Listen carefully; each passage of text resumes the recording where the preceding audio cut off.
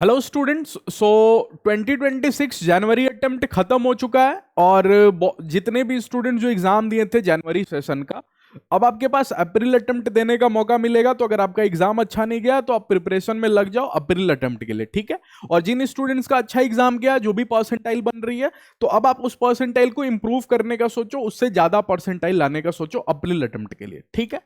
लेकिन देखो, फाइनल जो आपका गोल है इस साल का 2026 का, जितने भी स्टूडेंट जेई का एग्जाम दे रहे हैं, सभी का फाइनल गोल आईआईटी में एडमिशन लेना होगा। कि जेई मेंस सर सबसे पहले मैं दूंगा, जेई मेंस में कट ऑफ क्लियर करूंगा कम से कम, उसके बाद मैं जेई एडवांस का एग्जाम दूंगा, और जेई एडवांस देने के बाद फिर मेरे को आईआईटी जाना है, ठीक। लेकिन आईआईटी में एडमिशन लेना बहुत मुश्किल है। आपको जेई एडवांस का कट ऑफ क्लियर कर लेने से आईआईटी में एडमिशन नहीं होता। आईआईटी का एग्जाम देना पड़ता है, फिर उसमें और अच्छा रैंक करना पड़ता है, तब जाकर। और एडवांस का पेपर तो आप सभी लोगों को पता है कि उसकी डिफिकल्टी लेवल क्या होती है। तो इसीलिए सबसे बढ़िया है ना कि जब आप आईआईटी का एग्जाम देने जाओ, तो क्यों ना आप इतना अच्छा परसेंटाइल ला लो, इतना अच्छा स्कोर ला दो जेई मेंस में, जिससे कि कम से कम आपका एनआईटी फिक्स हो जाए, ठीक है। तो आखिर में सर कितना मैं स्कोर कर जाऊं, कितना रैंक कर जाऊं, जिससे कि मेरे को एनआईटी में एडमिशन मिल जाए, एनआईटी मेरा कंफर्म हो जाए, फिर मैं जेई एडवांस दूंगा एकदम बिल्कुल कॉन्फिडेंस के साथ कि अगर हो गया तो आईआईटी में एडमिशन मिलेगा, नहीं तो जो मेरा बैकअप प्लान है एनआईटी, वो भी तो आपको पता है कि आईआईटी के बाद सबसे अच्छा इंस्टीट्यूट इंजीनियरिंग के लिए इंडिया में एनआईटी ही होता है, ठीक है। तो इस वीडियो को देखो ज्यादा लेंदी ना हो, इसलिए मैं दो पार्ट में बनाऊंगा। एक मैं आपको इस वीडियो में कंप्यूटर साइंस इंजीनियरिंग का कट ऑफ दिखाऊंगा, ठीक है। सभी जितने भी एनआईटीज हैं, टीयर 1, टीयर 2, टीयर 3 इंडिया में, सभी एनआईटीज का मैं आपको बताऊंगा कि सीएससी का क्या कट ऑफ जाएगा इस वीडियो में। तो एंड तक देखना, वीडियो थोड़ा लेंदी होगा क्योंकि सारे एनआईटी का मुझे एक्सप्लेन करना होगा, तो स्किप नहीं करना, इंपॉर्टेंट वीडियो है। और पहली बार चैनल पे आओ, अगर अभी तक सब्सक्राइब नहीं किया हो, तो जेई रिलेटेड बहुत ही हेल्पफुल कंटेंट इस चैनल पे देखने के लिए मिलता है आपको, तो सब्सक्राइब करके नोटिफिकेशन बेल जरूर ऑन कर देना, ओके। तो चलिए स्टार्ट करते हैं। और जो नेक्स्ट पार्ट आएगा इस वीडियो का, उसमें मैं जो लास्ट ब्रांच होता है ना, मतलब लास्ट ब्रांच में आपको मेटलर्जी भी हो गया, ये सभी डिपार्टमेंट हो गया, तो लास्ट ब्रांच का कट ऑफ क्या होता है वो मैं आपको समझाऊंगा। तो ऑब्वियस ही बात है, वो थोड़ा पीछे होता है क्योंकि computer science engineering is top branch, okay. तो उसका जो कट ऑफ होता है वो सबसे कम जाएगा, और जो अदर ब्रांच है उसका कहीं ना कहीं पीछे रैंक पे भी आपको मिल जाएगा, वो आपको दूसरे पार्ट में पता चलेगा, ठीक है। और टेलीग्राम चैनल जरूर, चैनल का जाके ज्वाइन हो जाना, डिस्क्रिप्शन बॉक्स में आपको लिंक मिलेगा, बिकॉज टेलीग्राम पे अगर आओगे तो कोई भी वीडियो आपको मिस नहीं होगा चैनल का, ओके। तो जाके जरूर ज्वाइन हो जाना, ओके। और जिस भी स्टूडेंट को अगर डायरेक्ट एडमिशन चाहिए होगा यहाँ के प्राइवेट कॉलेज में, गूगल फॉर्म डिस्क्रिप्शन बॉक्स में जाके फिल करो, हमारी टीम आपसे कांटेक्ट करके जो भी कॉलेज में आपको एडमिशन चाहिए होगा सब कुछ डिटेल में एक्सप्लेन कर देगी। तो ये है आपको लिस्ट ऑफ प्राइवेट कॉलेजेस, और भी प्राइवेट कॉलेजेस है, ये मैंने आपको कुछ अच्छे प्राइवेट कॉलेज का यहाँ पे नाम दिखाया है। इंटरेस्टेड हो तो गूगल फॉर्म डिस्क्रिप्शन बॉक्स में अवेलेबल है, जाके फिल कर लो, ठीक है। चलो, तो देखो यहाँ पे वही बात मैं आपको एक्सप्लेन किया हूं कि सभी स्टूडेंट का टारगेट आईआईटी होना चाहिए, ठीक है। लेकिन आईआईटी के अलावा IITs NITs are the premium institute for engineering in India. India में ऐसा नहीं है कि आईआईटी सबसे बढ़िया है, उसके अलावा भी आपको दूसरे नंबर पे आईआईटी के बाद सबसे अच्छा एनआईटीज होता है। तो इसलिए एनआईटी कंफर्म करके फिर IIT advance, JEE advance exam देने जाना, ठीक है। क्यों मैं ऐसा बोल रहा हूं, क्योंकि मैं ऐसा नहीं बोल रहा हूं, एक्चुअल में डेटा ऐसा बोल रहा है। अगर आप डेटा को देखोगे थोड़ा पिछले सालों में, अगर मैं जाऊं तो 2022 का डेटा आपके सामने दिखाता हूं। लगभग लगभग 9 लाख बच्चे एग्जाम दिए थे जेईई मेंस का, जिसमें से 2,62,000, मतलब 2,50,000 के अप्रॉक्स आप बोल सकते हो हर साल। हर साल आप देखो 2,50,000 बच्चे क्वालिफाई कर रहे हैं अमॉन्ग 9 लाख। यहां देखो बच्चे बढ़ गए 2 लाख, यहां बच्चे बढ़ गए 3 लाख, यहां बच्चे बढ़ गए अप्रॉक्स 50,000। तो बच्चे हर साल बढ़ रहे हैं, हर साल कंपटीशन लेवल बढ़ रहा है आपको जेई का। क्वालिफाइड लगभग लगभग 2.5 लाख रह रहे हैं, ठीक है। और जेई एडवांस में जो क्वालिफाई कर रहे हैं वो 40,000, 43,000, 48,000, 54,000, तो अराउंड 50,000 जेई एडवांस में क्वालिफाई कर रहे हैं। अब इतने बच्चे को सर आईआईटी में एडमिशन मिलेगा क्या? नहीं, बिल्कुल नहीं। जो आईआईटी में एडमिशन मिलेगा जिन बच्चों को, वो होंगे आपको 598 स्टूडेंट। यहां आप देखो अप्रॉक्स 17 के, यहां भी अप्रॉक्स आपको 17.7 के, और यहां आपको 18 के। तो इस साल अगर ये 25 को देख के मैं समझाऊं तो अप्रॉक्स आपको इस साल बच्चे 15 लाख तो देंगे ही देंगे, 14.5 से 15 लाख के करीब में अप्रैल अटेम्प्ट तक तो बच्चे पहुंच ही जाएंगे इस साल, ठीक है। उनके बीच में आपको आप बोल सकते हो कि 18,500 बच्चों के बीच में जब आप जाओगे ना, तब जाके आपको आईआईटी में एडमिशन मिलेगा। और इसमें भी आपको बढ़िया आईआईटी नहीं मिलेगा, जब अगर आप लोअर रैंक लाओगे, जितना अगर आप 17,000 18,000 रैंक ला रहे हो, तो उसमें भी आपको लोअर आईआईटी में लोअर ब्रांचेस मिलेगा। टॉप का एनआईटी में अगर टॉप ब्रांच चाहते हो तो और पीछे के रैंक लाना, मतलब और आगे का रैंक लाना पड़ेगा, सॉरी, मतलब 10,000 के अंडर, 5,000 के अंडर। तो देख रहे हो ना कितना मुश्किल है, डेटा आप देखो।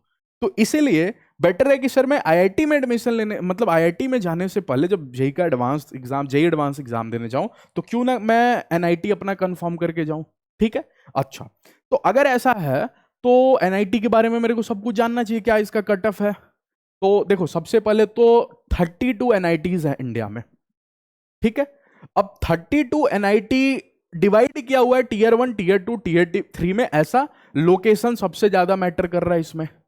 ठीक है, क्योंकि जो मतलब थोड़ा सा लोकेशन जिनका सही नहीं होता ना, बच्चे वहां जाना नहीं चाहते हैं।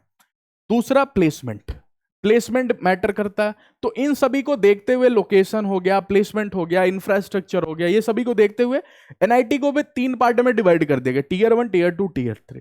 टीयर 1 में एनआईटी ट्रिची हो गया, रूरकेला हो गया, वारंगल हो गया, कैलीकट, दुर्गापुर, सूरत, ये सभी आता है। ठीक है, टीयर 2 आप वीडियो पॉज करके आप ये देख सकते हो, आपके स्टेट का जो एनआईटी है वो टीयर 1 में आता है। पटना हो गया, टीयर 2 में रायपुर हो गया, श्रीनगर, भोपाल हो गया, मणिपुर हो गया, उत्तराखंड, ये सभी, सिक्किम हो गया, ये सभी आपको, शिवपुर हो गया, IIEST शिवपुर, ये भी आपको एनआईटी है। तो ये सभी आपको टीयर 3 में आ गया। ठीक है, और आप देखो एमएनआईटी जयपुर हो गया, इलाहाबाद हो गया, नागपुर, दिल्ली, ये सभी आपको टीयर 1 में आ गया। ओके, एनआईटी दिल्ली पहले टीयर 3 में था, अब आपको टीयर 1 में आ गया। गोवा हो गया टीयर 2 में, मिजोरम, नागालैंड, आंध्र प्रदेश, ये सब आपको टीयर 3 में आ गया। ठीक, अच्छा, तो टोटल सीट्स कितनी है सर एनआईटी में। तो टोटल सीट देखो यहाँ पे 24,525, मतलब 24,500 के करीब में आपको टोटल सीट्स है एनआईटी में। तो एनआईटी में भी ज्यादा सीट नहीं है। ठीक है, जिसमें से कंप्यूटर साइंस इंजीनियरिंग में आपको 3,694 सीट्स है। अब इसमें हो सकता है कि स्पेशलाइजेशन ब्रांचेस अगर आ जाए तो आप बोल सकते हो कि 6,000 अप्रॉक्स। ठीक है, 6,000 सीटें कंप्यूटर साइंस इंजीनियरिंग और उसके स्पेशलाइजेशन ब्रांचेस में। ओपन कैटेगरी अगर आप देखोगे, मतलब जिसमें स्टेट कोटा नहीं होता, वहां सीटें 9,389, मतलब 9,389 सीटें हैं। ठीक है, विदाउट रिजर्वेशन, मतलब स्टेट कोटा में जो नहीं आ रही हैं। तो यहां भी कंपटीशन अच्छा खासा है।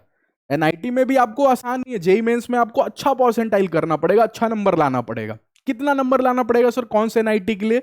तो जो भी एनआईटी आपने सोचा होगा ना, वीडियो पॉज करके उस एनआईटी का कट ऑफ आप देख लेना। ठीक है, मैं तो सभी का एक बार एक्सप्लेन कर देता हूं। तो देखो, एनआईटी ट्रिची अगर आप अदर स्टेट के हो तो फिर आपको 1224, मतलब 1224, ओके, रैंक करना पड़ेगा जेई मेंस में। और अगर होम स्टेट हो तो 5,066 तक आपका काम चल जाएगा। देखो, इस साल हो सकता है थोड़ा बहुत डिफरेंस, ज्यादा डिफरेंस तो नहीं देखने को मिलना, हो सकता है 1,200 से 1,500 हो जाए, हो सकता है ये 5,000 से 5.5 के हो जाए, लेकिन बहुत डिफरेंस देखने के लिए नहीं मिलेगा। थोड़ा बहुत एरर इसमें आ सकता है इस डेटा में, क्योंकि पिछले साल का डेटा है। ओके, अप्रॉक्स मार्क्स 250, हालांकि डिफिकल्टी लेवल के अकॉर्डिंग होगा, परसेंटाइल से रैंक आता है, मार्क्स से रैंक नहीं आता। ठीक है, तो ये तो डिफिकल्टी लेवल पे डिपेंड करेगा। इस साल पेपर थोड़ा डिफिकल्ट रहा है, तो हो सकता है कि ये नंबर थोड़ा सा आपको कम हो जाए, मतलब 250 है तो 220 230 हो जाए। ठीक है, लेकिन इसके आसपास ही रहेगा, बहुत डिफरेंस नहीं आएगा। ओके, एनआईटी सूरत खाल देख सकते हो आप, 1615 होम स्टेट के लिए, और अदर स्टेट में यहाँ पे ये जो स्कोर है ना, ये अदर स्टेट के लिए। होम स्टेट में थोड़ा और नंबर कम कर लो। ओके, हालांकि जब मैं वीडियो लाऊंगा परसेंटाइल वर्सेस रैंक का, marks versus percentile versus rank का, तो उसमें कितने नंबर पे क्या परसेंटाइल पे क्या रैंक बनेगी सब कुछ समझा दूंगा। तो चैनल पे रहोगे तो सारे वीडियोस आपको दिखेंगे। ओके, एनआईटी वारंगल आप देख सकते हो। तो अदर स्टेट और होम स्टेट में थोड़ा बहुत डिफरेंस होता ही होता है। जो होम स्टेट स्टूडेंट है उनके लिए प्लस पॉइंट होता है किसी भी एनआईटी में। ओके, एनआईटी रूरकेला देख सकते हो 2940 अदर स्टेट के लिए, और होम स्टेट के लिए 7807। ठीक है, अच्छा, सबसे यहां पे देखो 9271 अगर आप होम स्टेट हो तो एनआईटी कालीकट मिल जाएगा। एमएनआईटी जयपुर 4711 अदर स्टेट के लिए, और 5435 होम स्टेट के लिए। नंबर आपको करीब 220 नंबर लेके आना पड़ेगा। पेपर मैं मॉडरेट लेके सोच रहा हूं, डिफिकल्ट है तो फिर थोड़ा और नंबर कम कर सकते हो। ओके, वीएनआईटी नागपुर आप देख सकते हो 5795 होम स्टेट के लिए, 7583, तो डिफरेंस होगा ही होगा। नंबर अप्रॉक्स आपको 215 नंबर। ठीक, SVNIT सूरत आप देखो अदर स्टेट और होम स्टेट। अब यहाँ होम स्टेट क्यों कम है ना और अदर स्टेट क्यों ज्यादा है, एक्चुअल में जो लास्ट बच्चा जो लेता है ना वही लास्ट कट ऑफ बन जाता है। अब हो सकता है कि इसके बाद वाला बच्चा इसमें नहीं लिया हो इस ईयर, तो इसीलिए कट ऑफ यहीं पे रुक गया। नहीं तो ये नहीं सोचता कि सर इसमें तो होम स्टेट का और कम हो गया, नहीं और ज्यादा जाता है, लेकिन बच्चे ने अप्लाई नहीं किया होगा काउंसलिंग में इस कॉलेज के लिए। ओके इसकी बात करें तो देखो 6000 यहाँ पे NIT कुरुक्षेत्र और 8475, ठीक। NIT दुर्गापुर देखो 8765 और 14000 यहां पे आपको दिखेगा होम स्टेट के लिए। अच्छा सबसे इंटरेस्टिंग यहां पे आपको NIT जालंधर होम स्टेट वालों के लिए 80,000 रैंक तक भी मिल रहा है।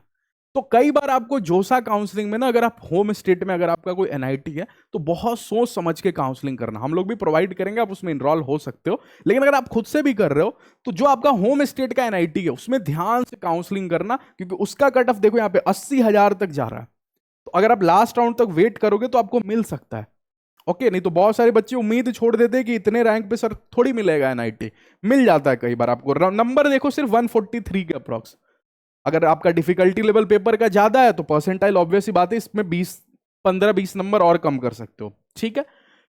NIT ये सभी आप वीडियो पॉज करके देख सकते हो। NIT पटना देखो जो बिहार के स्टूडेंट है होम स्टेट उनके लिए लगेगा तो 49,000, इनमें डिफरेंस थोड़ा सा कम है, 49,025, ठीक। अच्छा यहां पे देखो सिलचर में 84,000 तक होम स्टेट वाले के लिए मिला है।